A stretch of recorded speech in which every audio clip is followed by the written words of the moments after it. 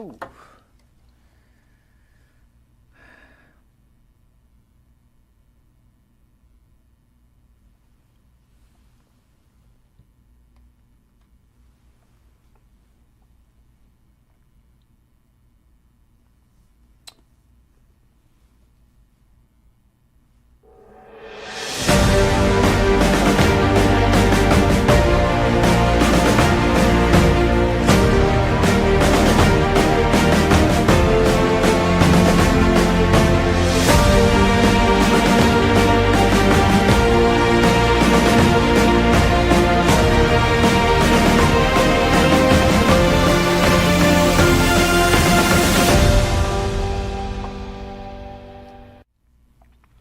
Good morning, everybody. Welcome to the Friday edition of E.W. Jackson for America. Wow, it's been quite a week, and I've got a lot of stuff to cover today.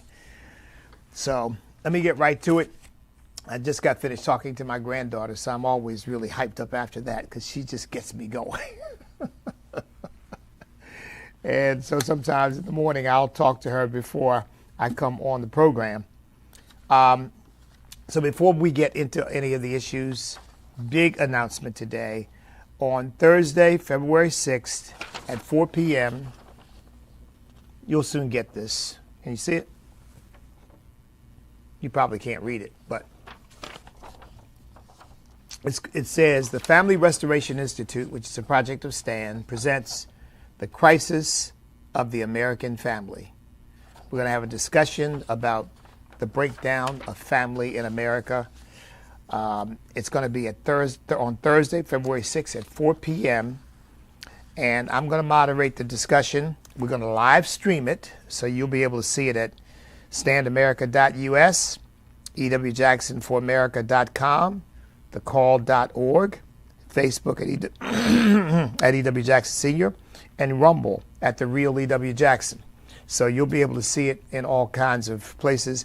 And we're going to have an email system set up for questions and comments so we can respond to the audience as well.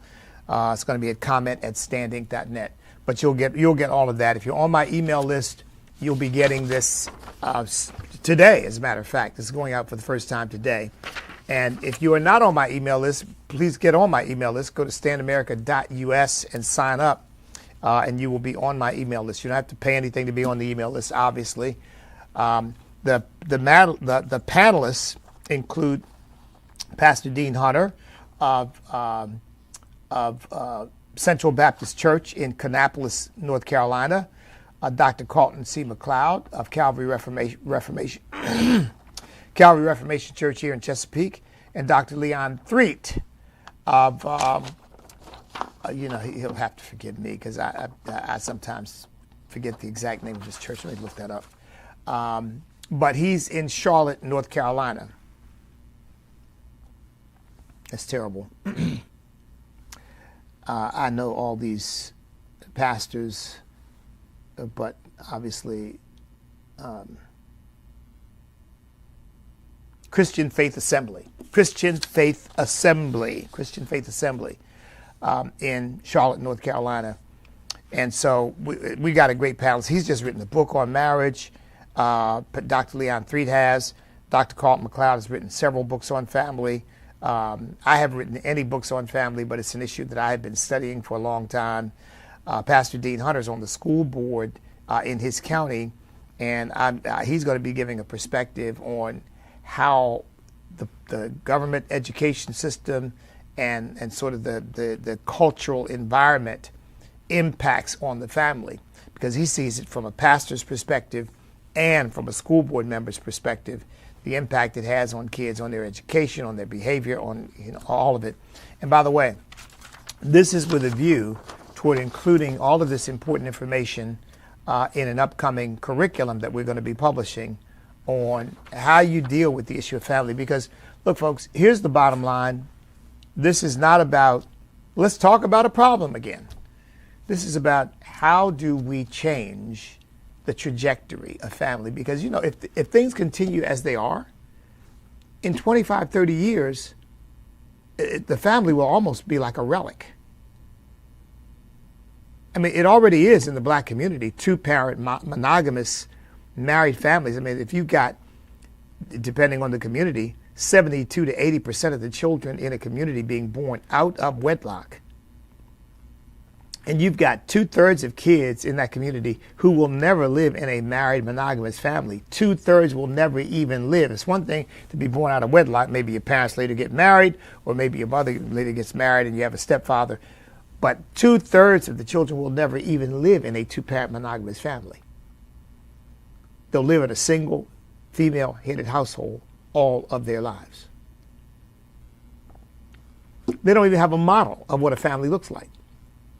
And we know the pathologies. If you're a pastor, or for that matter, even you don't have to be a pastor, but I mean, you're just an observer of the human condition, you know that some of these poor children are just, I mean, there's some wonderful mothers out there who are doing the best they can as single mothers, and then there's some of them that are just plain trifling. I mean, just their boyfriend after boyfriend's coming through the house. They're all over the place. They're moving here. They're moving there. I mean, it's a mess. They're using drugs. I mean, and the poor children have to suffer. So in the midst of all of that, in the midst of a society that is increasingly saying, marriage, who needs to get married? We're moving in together. How do you reinstill in people the importance, the sacredness of family? Well, I'll tell you one thing. Donald Trump went a long way by declaring that for purposes of federal government, there are only two genders, male and female. I mean, he went a long way with that, and God bless him for it. That's, like I said, he can't solve the problem, but he can certainly help a lot, and he is. He is helping a lot. So, again, that's February the 6th at 4 p.m. Eastern Time. And you'll be getting a notice of it, and we'll be posting it on our social media and all of that. 4 p.m. Eastern Time, Thursday, February the 6th. And that's going to probably last for 60 to, we're not going to put a time limit on it. We're not going to be unreasonable about it, but probably 60 to 120 minutes, because the panelists are going to present. And we've got responders who are going to be presenting: Pastor Cecil Bly of More Grace Ministries in Louisville, Pastor Iverson Jackson of Zoe Church in Little Rock, Arkansas, Dr. Melvin Johnson, and again, I don't have the name of his church in front of me, and Pastor Marlon Sharp, who is my field director. They're going to all be responding to what the panelists have to say. So that process is probably going to take close to an hour. And then we're going to be taking comments from the audience as well. So we're probably looking at something that's going to go a couple of hours, would be my guess, maybe 90 minutes, depending on what kind of response we get from the audience. But the most important thing, folks, is we're looking for solutions. We're looking to find a pathway toward restoration. That's what our institute is called, the Family Restoration Institute. We're looking for a pathway to restoring family. Okay, not just more discussion of, oh, how terrible this is. I mean, it is terrible, and we know it. And this grows out of the America's Forgotten Children Project, which is chronicling all these children who are being murdered. Well, they're being murdered primarily by guys who are being raised in single-parent, female-headed households, and they learn manhood from a gang. And so they go out and shoot up the community and shoot up people and don't even give it a second thought because it's collateral damage. There are a number of things that go into addressing that, but the Family Restoration Institute that's the premier issue, because we know long term, if these guys aren't being raised by a responsible father and mother, teaching them how to behave, teaching them to be law-abiding citizens, teaching them to create productive lives for themselves, if they don't have that, this is what you get. You get feral behavior. Just, I got a beef with a guy, you go out and kill him. Well, you try. And maybe you kill his daughter. Maybe you kill his son. Maybe you kill his grandmother. Who knows? Who cares? This stuff has got to come to an end. Oh, by the way, on the flyer, I'll read it for you. It says, the crisis of family causes crime, violence, prison overpopulation, alcoholism, drug addiction and overdose, domestic abuse, mental illness, academic failure, poverty, suicide, and abortion. Now, that's just about every social problem you can think of. And all of it's rooted and grounded in family breakdown. You address that issue, and I'm not saying you solve all these problems, but I'll tell you what, you'll have a significant impact on them and diminish them significantly. Because stable families, just as they are unstable and dysfunctional families, are the feeders to all these social problems, strong, stable, healthy families are the feeder into strong, healthy behavior. So I just want you to know that. All right, here's the second thing. My first request of all of you is to pray for us. Pray for, when I say for us, I mean pray for Stan, staying true to America's national destiny. 2020, actually in 2023, I began to believe God for our first $1 million donor, and there will be more to come. I haven't had that $1 million donor yet, but I'm still believing God for it, because right now we function basically on a quarter-to-quarter basis. I'm raising money for the next quarter to pay my staff, to do the things that we need to do the travel we need to do, and all of that. And folks, that's not easy. It's not fun. We need enough money in the bank where I'm not working on funding for the next quarter. I'm working on funding for the next year. And I'm building an infrastructure, as I've said before, a full-time development officer, a direct mail campaign, a communications director, and then an executive director. People who can help run the day-to-day while I cast vision and work primarily with the development director to raise money and with the communications director to get the message out. And my staff carries out the day-to-day operations and makes sure that everything we are promising to our donors and everything that we're committed to do based upon our mission, we are actually doing. That's where we've got to go. And that's what I'm believing God for. And I'm asking you to pray for me for that to come to pass. Again, I need an executive director who runs the day-to-day operation. I need a communications director who is constantly getting the word out to the media and the press, particularly the conservative press, because the mainstream media is going to pretty much ignore me unless they find they can't.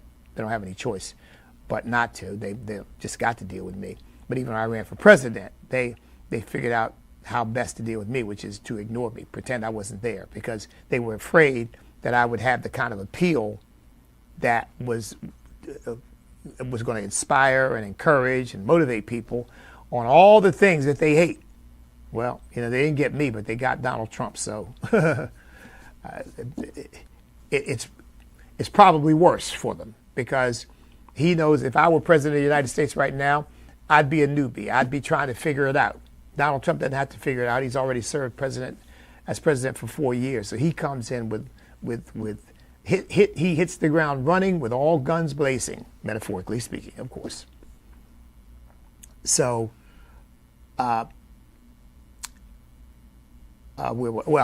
look, we need your prayers. We need your support. I need that communications director getting the word out. I need a direct mail campaign that has mail going out to people all over the country every single month. All those people that we build up 5, 10, 15, 20, 25, 50, 100,000, 1 million people who are donating. And then I'm not chasing the next donor for the next quarter. At that point, I'm planning a year, 2, 3 years down the road. Because we're strong, we're stable, we've got what we need to do what needs to be done. Those donors are out there who believe in what we're doing. We need more of them, and we need some big donors to really step up and say, you know what, I'm going to help put this organization on the map. We've been in existence for 15 years. We're coming up to our 16th year, and that's what I'm praying for and believing God for. It'll make Stan a lot more effective, frankly, and that's the main thing. It'll make my life easier too, but it'll make Stan a lot more effective than we are right now. And we'll be able to do a lot more things than we're able to do right now. We'll be able to help we've got 2 chapters. One is in Arizona that's already up and running. And I was talking to our chapter head yesterday on the telephone. We got one that's coming into being in Arkansas, and I'm going to be meeting with them soon to talk to them. But we want these all over the country. We'll be in a position, once we get all that infrastructure in place, we'll be in a position to give more support and more aid, some of it financial. I mean, we can't take care of the budget of 50 different stand chapters, but we can certainly help them, and they can help themselves because they'll be able to raise money in their state, and we can assist them in doing that. So there's just a whole lot more we want to do and can do, and I intend to do. Not to mention, folks, look, the day is going to come at some point, I don't know when, but when maybe I want to step back and be chairman of the board and let somebody else just basically run the organization, and I'm giving primarily advice and counsel and speaking and writing. That day is going to come. I'm 73 years old now. Thank God I've got health, I've got strength, I've got vitality. I'm not sick in any way. I'm not sickly. I get up every morning, I'm bursting with energy. I'm rip-roaring, ready to go. And thank God for that. And I'm believing God that continues, that I'll do that until I go home to be with the Lord. But I do it. I mean, I can't do this forever. And I want to make sure that Stan doesn't die with me, right? I want to make sure that the mission of saving this country and calling this country back to its traditional values, its Judeo-Christian values, continues, because it's not going to be over with my lifetime, is it? Or yours, even if you're much younger than I am. I mean, it's taken us really 2 generations to get where we are now. And we're not going to turn this around overnight. So I want to make sure that the work we've begun grows, expands, and continues until the Lord comes. I mean, that's how long I want it to last, until Jesus cracks the sky and calls his church out of here, and the process of the Great Tribulation begins. Until that happens, I want a fully functioning Stan, a fully functioning The Call Church, even if I'm not here to be the one who's leading it. So that's going to require resources. And look, maybe there's somebody watching right now who God has spoken to. You are that $1 million donor. I told you I had 2 dreams. 2 dreams. You know, the Bible says in the book of Job, God speaks to man once, twice, in a dream, in a vision of the night. Well, I listened, and I really believe those are confirmations. And in both cases, somebody handed me a check, and it was $1 million check. I believe God's going to do it for us. You please join in with me and believe God with me, okay? And I'm not looking for the money so I can buy something for myself. I don't need anything. I really don't, folks. I don't want a yacht. I don't want a mansion. I don't want a new car. There's really nothing of any significant material thing that I want. I mean, I get little things here and there. I'm going to get some more shirts with TCC, The Call Church, on it. I mean, $20-25 a shirt. So, so like, I don't have some list. Folks, I thank God for this, because I know some people are, but I've just never been caught up on material things. I mean, like anybody, I want to be comfortable. I don't want to be destitute. I want to be out begging for bread. But I just, when we have, like Christmas comes up, my wife says, or my birthday, what do you want for Christmas? What do you want for birthday? I don't know. I don't know. Because it's just really nothing I want. Every now and then I say, yeah. I got a new pair of cowboy boots not too long ago that I'd seen people wearing. And they're really casual cowboy boots. They're really nice. And I got those about a month ago. Oh, man, I really love those things, too. I really like them. So every now and then something like that, I see something. I say, yeah, I want a pair of those. And I think from the time I saw those till the time, it was probably about a 6-month period of me thinking about it. Then finally say, you know what? Yeah, I'm going to get a pair of those. But I just say all that to say, I'm just not a person who thinks about material things. It just doesn't, I'm not moved. I'm moved by love. I'm moved by seeing the lives of people improved. I'm moved by seeing God doing things in people's lives. I'm moved by patriotism. I'm moved by my country. I'm moved by the military guys and the military guys and gals and police officers that go out there and put their lives on the line for us every day. I'm moved by that flag. I'm moved by our Constitution. I'm moved by, needless to say, I'm moved by the Word of God. I'm moved by my faith in Jesus Christ and what He has done in my life. Those are the things that move me, not material things. So I just want you all to kind of understand that when I talk about $1 million donor, I'm not talking about so I can get anything. I don't want anything. I'm talking about so this organization can be on a really solid financial footing, and I can really plan for the future as opposed to, like I said, chasing the budget from quarter to quarter.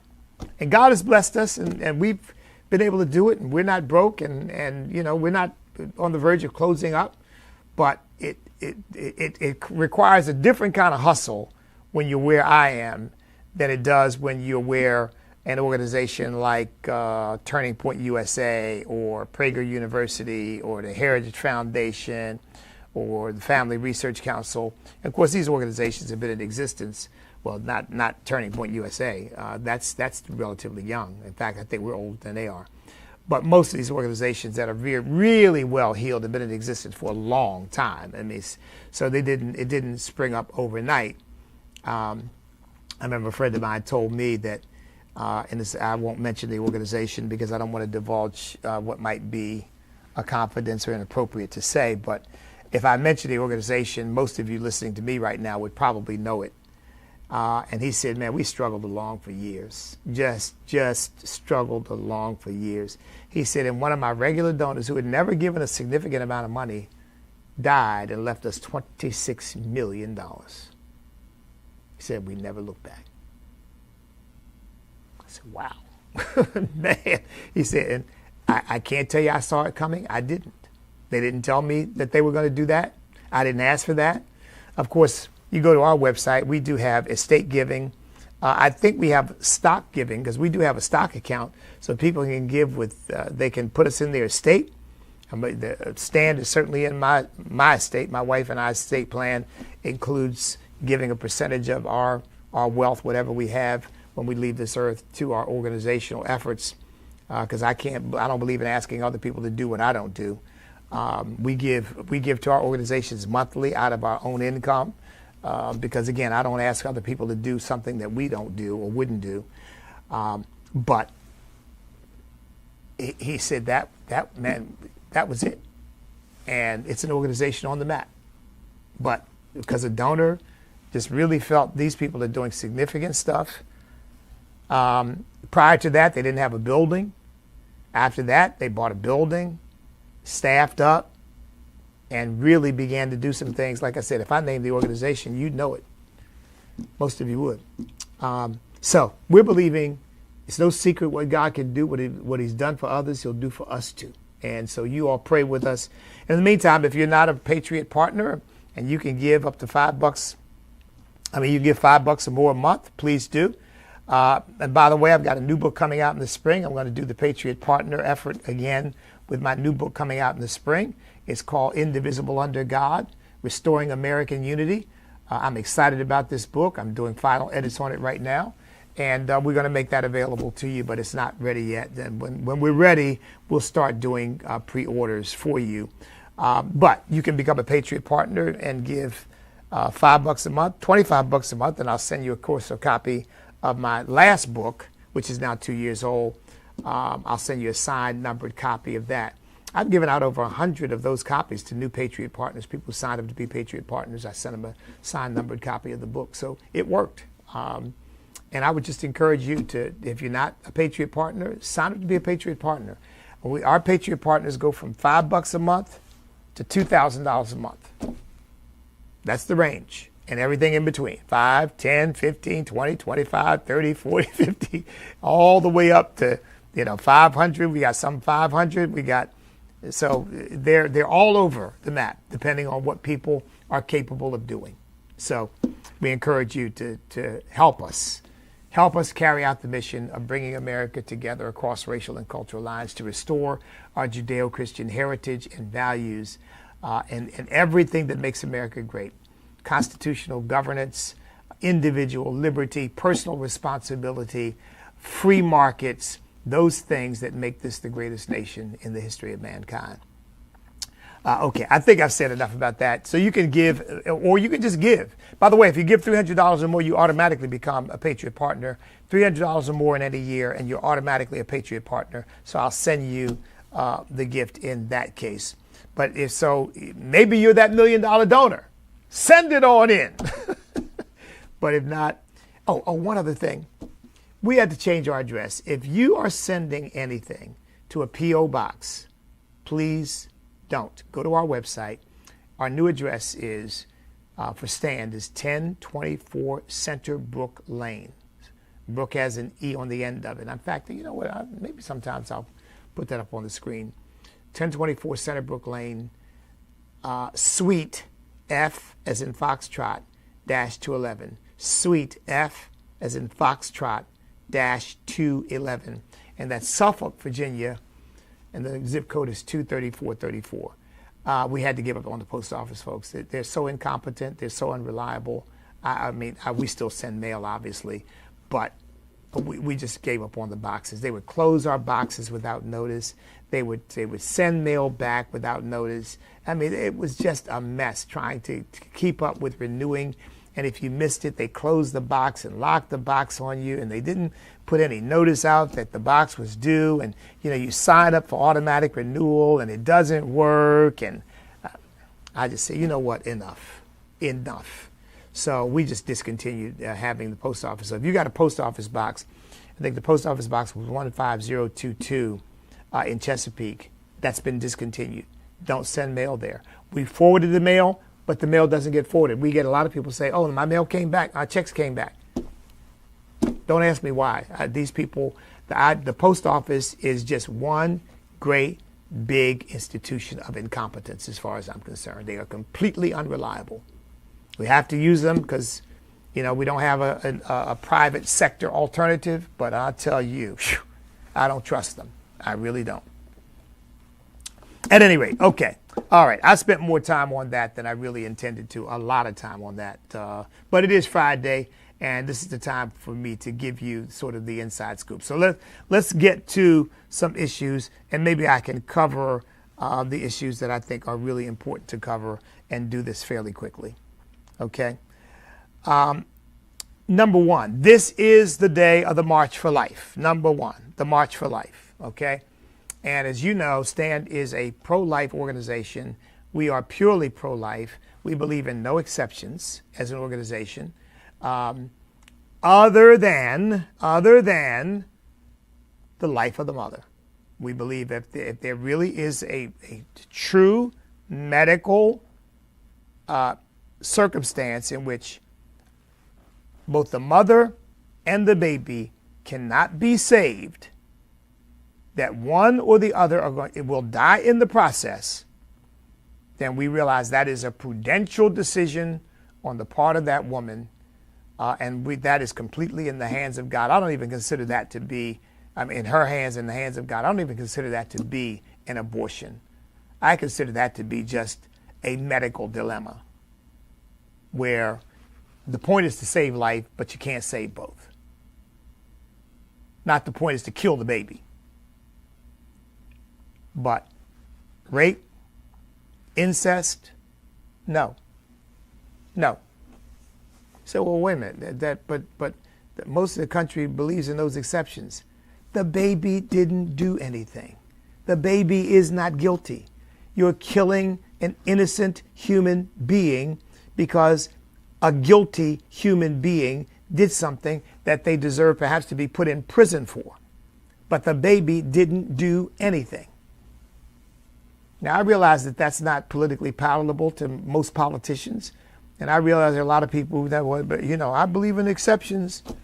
But it's not logically or spiritually consistent. I mean, how many people born in adverse circumstances of difficult situations end up doing and achieving great things? So we have to stop playing God. Now, we're going to be rolling out, in fact, you should be getting this today as well. Got a lot of stuff coming out today. See what I mean? I got a lot of stuff to do, folks. I need all the help I can get. We're proposing a constitutional amendment that defines life and personhood at conception, because that's the truth. Life and personhood begin at conception. And when those people argue, well, how can you say life, personhood begins at conception? At conception, it's just a fertilized egg. Well, that's how your personhood begins. Because it is impossible, if you say, well, no, that's not when it begins, well, then you tell me when it does begin. Well, there is no answer to that. You can't say, oh, well, it begins at 5 months, 29 days, and 3 hours. I mean, come on. You are a person from the moment of conception, but you are a person in development. In the same way that a baby is a person in development, but when born, can't see, can't hear, or at least certainly not in any cogent way that anything makes sense, can't think, is not self-conscious in any way. But would anybody deny that that baby's a person? Of course not. The baby's cognitive abilities or lack thereof have nothing to do with it, because that is a human being, and a human being is by definition a person. And from the moment of conception, that is a human being. That is simply a human being in the early stages of development. So we're going to be sending out a proposed constitutional amendment and asking you to sign a petition to help us support it. And here's the thing, folks, that I want you to understand. We've got to get off the defensive. Right now in Virginia, I mentioned to you that they're trying to pass a new law. The Democrats, the Democrats, are trying to pass a new law that basically says you kill an unborn baby anytime you want, any way you want. I mean, just do away with it. I thank God that Republicans in Congress are trying to pass born alive protection, which means that if you start out to abort a baby and the baby is born alive, that baby must be given medical care as opposed to allowed to die on a cold slab. I mean, that's, folks, that to me is one of the basic thresholds of being human. Treating human life with the respect and sacredness it deserves. So we want to put them on the defensive, because instead of arguing, well, no, it's not 15 weeks, it's 21 weeks. And you all know that 96%, 94% of abortions take place before the 15th week. So a 15-week ban accomplishes nothing. I mean, really, it's a Pyrrhic victory. It's a joke. You're not stopping abortions. All you're doing is saying to people, make sure you get it done before 15 weeks. So maybe you pass those kinds of laws, and instead of 94% being done before 15 weeks, it cranks up to 98% done before 15 weeks. You're not saving the lives of unborn babies like that. Might make people feel good that they've accomplished something, but it's worthless. No, look, the goal is not simply to argue at the margins so that we're not completely taking away a woman's reproductive rights. It's not reproductive rights. It's the right not to reproduce. It's the right to kill your production. But we need to promote a culture of life in America. Now, look, I'm going to go a little over today, but this is important, folks, so please stick with me. The thinking about the killing of unborn babies is absolutely analogous to the thinking about slavery in the antebellum South. Because the notion with abortion is, it is perfectly okay to kill an unborn baby. Why? Because it's not a human being, because it's not life, because it's not a person. The justification for slavery was it's perfectly okay to buy and sell a human being or do whatever you want to do with that human being, because at least in comparison to white people, it's not fully human, it's not a person, it's not life as we count life. I mean, basically, essentially the same argument to justify the immorality of buying and selling human beings.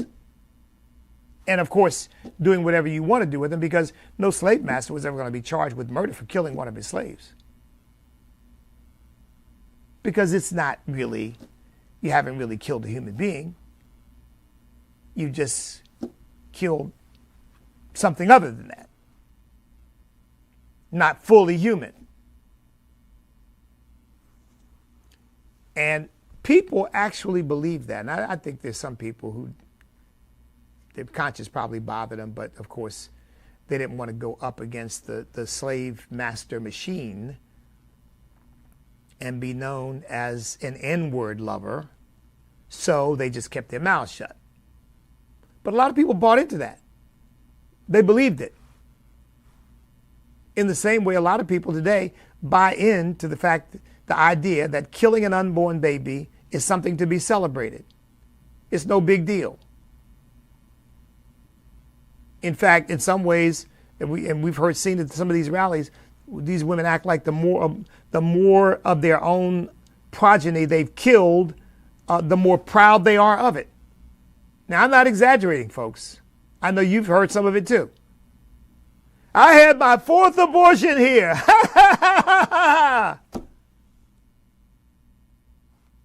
It's sad. It's disgusting. We got to get off the defensive and get on the offensive. And so I thank God for the Congress trying to pass a Born Alive Infant Protection Act. But I tell you what, you wouldn't even need that if you had a constitutional amendment that defined life and personhood at conception. Then we would be a pro-life culture.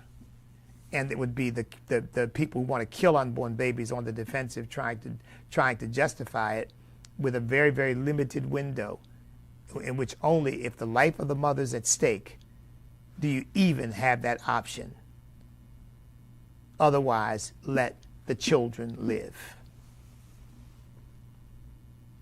Folks, I've had it being on the defensive. I saw an interview today of a guy whose mother tried to have him destroyed, and they failed. Because I guess he was of a stage in development where they thought they'd gotten all of him, and basically what they'd really done, they're not absolutely certain of this, but it's likely what happened since he's the product of a botched abortion. What they actually did was ripped off one of his limbs. So when he was born with a deformity. But they thought they'd killed him. They thought he was gone. And he survived it. Now, these idiot Democrats would say, well, then just do it again, and this time let him lay on the slab and die. No, we've got to do better than that. And let me tell you, let me just add this, folks, this because this needs to be said. Every single one of these people advocating for the murder of these unborn children is going to stand before God one day and give an account. And they better repent and get a revelation before it's too late. Because they're going to find out that they're not the creator God is. And they don't have the authority over innocent life, whether you live or die. They don't have that authority. God does. And he didn't delegate to mankind any authority to kill an innocent unborn baby. That is not a fundamental constitutional or God-given right, because God never gave that right to anybody. And these people who went apoplectic over the overturning of Roe v. Wade, and which really wasn't, I mean, it was obviously an important victory, but it hasn't been an important victory for unborn children because we have more abortions happening now than we did before Roe v. Wade was overturned.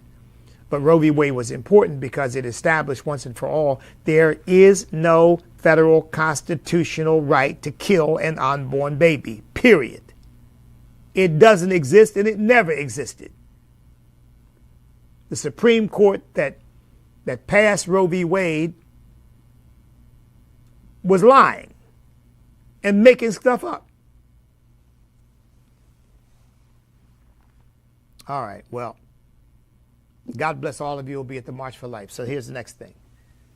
Thank you, President Trump. I know I had expressed some criticism yesterday of President Trump on TikTok, and that stands. But thank you, President Trump, for pardoning, I think it's 23 pro-life activists unjustly incarcerated in federal prison by a rogue administration and a bunch of rogue Democrats who passed this FACE Act, which is nothing but an unconstitutional act. I can't wait for the Supreme Court to address it because, as far as I'm concerned, the FACE Act is a violation of the First Amendment, liberties of the American people, and to be putting little old ladies in prison because they're praying the rosary or singing hymns or praying to God outside of a baby-killing factory is an abomination. And President Trump has corrected that. People being locked up for nonviolent protests outside these killing factories, he's pardoned, and they will be released if they haven't been already. And praise God for it. They should be released. They shouldn't have been put in prison in the first place. And thank God that we will have a new FBI director who will stop using the FBI as a political tool to punish people with conservative values and ideals, and will stop being turned as a weapon against the American people because we happen to be pro-life. In fact, Chip Roy, God bless his heart, Chip Roy is introducing a bill to repeal the FACE Act, and it should be repealed. Freedom of access to clinic entrances. Give me a break. Making it, I mean, no other category of protest gets you put in federal prison that I can think of. Can you? I haven't heard of anybody going to federal prison over all those riots that happened after George Floyd. They burned and attacked federal buildings, police cars, police stations. People got killed. I don't remember anybody being charged with a federal crime being put in prison for any of that. Do you? But little old ladies outside of a baby killing factory, praying and singing hymns and meditating and asking for God's mercy and asking God to persuade these misguided mothers to not kill their babies but let them live. Somehow these people are the equivalent of public enemy number one. Machine Gun Kelly, Al Capone, Whitey Bulger. Throw them in federal prison. They're dangerous. I mean, this stuff is just...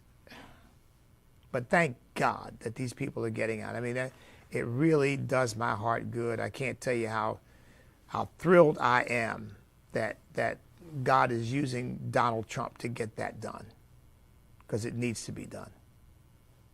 I mean, it's ridiculous. I'll tell you, that's why Biden issued blanket pardons, because his administration is so corrupt. Probably the whole passel of them need to be thrown in jail. And I'm not talking about political prosecutions. I'm talking about being thrown in jail for actual violations of the law. Not these these pro-life protesters, but these corrupt politicians and Biden family members who just basically just grabbed every dollar they could get selling the country down the river in order to enrich themselves. So, thank you, President Trump. Thank you. Now, you know what? I don't have to go as much over as I thought I did. Well, actually, two other things I do want to mention. Next week, we're gonna send out a letter today asking you to sign a petition for a constitutional amendment. We're going to present that petition. We're going to get advice and counsel from some of these prominent pro-life organizations. Some of them won't like it, of course, because some of them are stuck in kind of the traditional mode, and we're not. So, and I don't mean that as a criticism. It's just the way it is. And that, by the way, that's not some of you probably know that. You know there've been debates between pro-life organizations on the best approach to take in order to save the lives of unborn children. But folks, I'm not interested in the margins. I'm interested in transforming the culture. I'm interested in reclaiming America as a pro-life culture, okay, period. I mean, I'm not spending the next 20 years of my life trying to get a 15-week ban in. I'm not doing that. That's a waste of my time.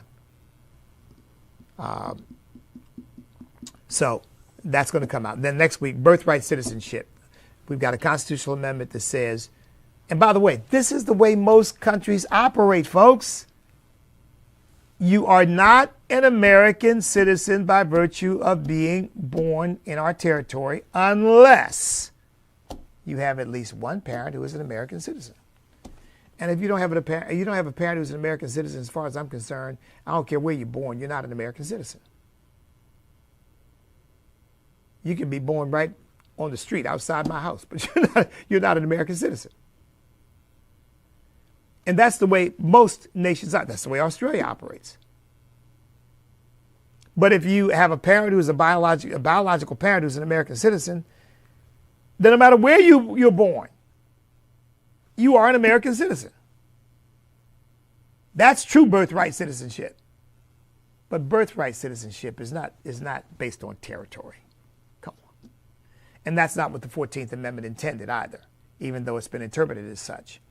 In that 1898 case that declared this Chinese national to be a citizen because he was born to parents who were present. They were legal residents of the United States at the time, as I understand it, but they weren't citizens. Well, as far as I'm concerned, I don't care what kind of residency you have in the country. If you are not a citizen, no child of yours is born an American citizen, period. And that's what a constitutional amendment would do. The president has taken an important step by issuing an executive order, but an executive order can't correct this. It just can't. And I think the Supreme Court's going to say the same thing. Because you can't overturn a 130-year precedent, not 130, but 127-year precedent with an executive order. And you can't overturn the Supreme Court decision with an executive order. And that's where it stands. But I understand what the president is doing because, again, let's get off the offense. Off the defense. Let's get on the offense. Let's start making them respond. Let's start making them defend it. And you've already had all these states suing. Now, my question would be, why do you think it is important that a child that has absolutely no connection to this country, other than the fact that that child happens to be here, whose parents could have come illegally, whose parents could have been snuck in by China, whose parents could have been snuck in by Iran, why do you think it's important that that child be given American citizenship? Why? Explain it to me. What, is there something magical about our territory? When you touch it, it automatically grants you citizenship? I mean, what is it? The child has no connection to the United States of America because it has parents that are not citizens of our country and may or may not be here illegally. In many cases, of course, those parents are here illegally. Why is that child entitled to citizenship? Explain that to me. I mean, is there some metaphysical explanation? Are there emanations from the land itself that somehow envelop you? It makes no sense. And it's not what the authors of the 14th Amendment intended. In fact, that clause about subject to the jurisdiction thereof, the drafter of that amendment intended that clause to say, so if you are not a citizen of the United States of America, the fact that your child is born here does not make that child a citizen. This was intended to make sure that the African slaves who came here were citizens and that their children were citizens. Not for tourism birthright. You come here on vacation, really you come here to drop a baby so the baby will be an American citizen. I mean, that doesn't make any sense. Doesn't make any sense for our country. Okay, finally, let me end on this one. I'm not going as far over as I thought, but I do have to get to this one. I mentioned to you, John Brennan is whining and moping about his security clearance has been taken away. As far as I'm concerned, we ought to take his freedom away because the man's a traitor. Based on due process, of course. I'm not suggesting summary incarceration of people. I don't believe in that. John Brennan, and by the way, the articles, and Radcliffe is talking about John Brennan. He said he's the worst thing that ever happened to the CIA. John Brennan was a professed communist, folks. The first person he voted for president was the Communist Party candidate. They are now rediscovering that history about John Brennan. I said before, he has never renounced his affiliation with the Communist Party. He's never renounced it. He's never renounced communism. Now, Obama had to know this. So why would Obama appoint someone who's got a communist background? Because Obama's a communist. Well, he's certainly a Marxist. He's a communist with a small c. I think Obama believes much more in Marxist ideology than he does in America, at least intellectually. Now, as a practical matter, he's taken all that money that he's made as a result of politics, and he's enjoying every bit of it. How many homes they have? 3, 4? Scattered around the country. Remember his lecture? But there does come a time when you have enough money. Apparently the time hasn't come for him. How many homes do you need? And by the way, I'm not knocking anybody having multiple homes. I'm not knocking it. You got the money to do it, have at it. I'm knocking a hypocrite who lectures us about how wealth, people have too much wealth and we need to redistribute it. I don't see him redistributing his. The man's a Marxist. And so John Brennan fit right in. It'd be great to have a Marxist as the head of the CIA. He's a lying, sniveling, Marxist traitor. I wouldn't trust him with the national security of this country as far as I could throw it. I'm glad that President Trump suspended his security clearance because as far as I'm concerned, the man is a threat to the security of our country. And he's running around dumping on Trump, the former communist CIA director. Give me a break. So I'm glad that I've mentioned that to you. And a lot of people have not heard that Brennan again, never renounced it to my knowledge, a self-professed communist. And we put him in the head of the CIA. Obama did. And Radcliffe is pointing that out again. That's the ideological predisposition that he came to the CIA with.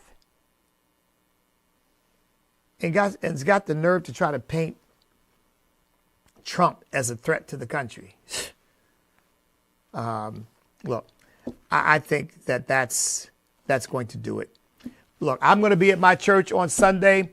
I told you all, I am going to preach the message that President Trump should have heard at the National Cathedral when he went there for services on the day after his inauguration. Since this little... I heard she's a lesbian. I don't know whether she is, and I don't know what she is. I know one thing. She's not a Christian. I can tell you that. I don't know whether she's a lesbian or a bisexual or a non-binary or I don't know what she would call herself. I know what she's definitely not. She's not a Christian. She's not a disciple of the Lord Jesus Christ. I can say that categorically and unequivocally. She's a disciple of Karl Marx, that's clear. And she's a disciple of whatever sexual pervert you want to name. That's clear. But she's not a disciple of the Lord Jesus Christ. And has no business behind the holy desk. It's a wonder the thing didn't explode with fire. Because all she's doing is preaching the fire of hell. Preaching what hell wants her to preach, not preaching what heaven wants her to preach. Well, I'm going to preach a sermon that I'm going to dedicate to President Trump. Now, it's going to be relevant to everybody. Don't get me wrong. The Word of God is relevant to everyone. But I want to do for him what should have been done and what I hope future presidents will do, which is not future Judeo-Christian traditional presidents who love God, love our country, love our Constitution, believe in our way of life will do, which is not go into that abomination of an idolatrous temple just because it's beautiful and listen to some sniveling, demonically possessed person deliver some demonically inspired message. Why put yourself through that? Why suffers that abomination? Find a church where you're going to hear the word of the living God and go there. And tell the press, I'm not going to sit and listen to that nonsense. That woman wouldn't know God if he slapped her.